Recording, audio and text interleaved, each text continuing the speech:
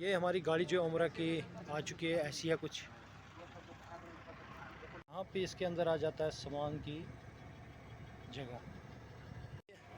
भाई साहब इसको बंद कर रहे हैं, तो ये होगी क्लोज। जिब रोज जिब।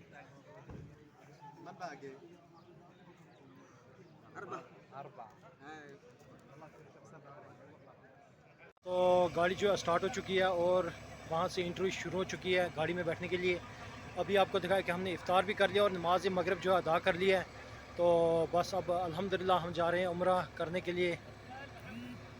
तो मैं आ चुका हूँ गाड़ी में, आप देख सकते हो।